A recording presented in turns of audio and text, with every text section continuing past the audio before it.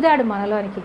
ఊదితే మనము ఆత్మతో నింపబడి మనం మాట్లాడుతున్నాము అంటే ఆయన ఆత్మను మనలో పెట్టాడు. ఆయన ఆత్మ ఊది మన మీదకి మనకి జీవాన్ని ఇచ్చాడు.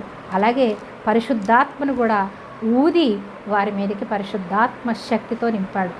అలాగే మనలో ఉన్నటువంటి ఆత్మను పరిశుద్ధాత్మ శక్తితో నింపాడు. కాబట్టి పరిశుద్ధాత్మ శక్తిని పొందుకుని ఈ లోకమంతా సువార్త ప్రకటించి వాళ్ళ ప్రాణాలు విడిచిపెట్టడానికి కూడా వాళ్ళు వెనుకాడకుండా హతసాక్షులుగా 12 మంది శిష్యులు కూడా హతసాక్షులుగా ఈ భూలోకంలో దేవుని కొరకు హతసాక్షులైపోయి సువార్తను మన కొరకు ఇంకా అందించి ఉన్నారు.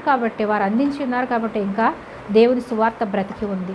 అలాగే పగడాల ప్రవీణ్ పాస్టర్ గారు కూడా హతసాక్షిగా దేవుని కొరకు ఆయన ప్రాణాలు విడిచాడు. కాబట్టి హతసాక్షులైనటువంటి వారందరూ కూడా దేవుని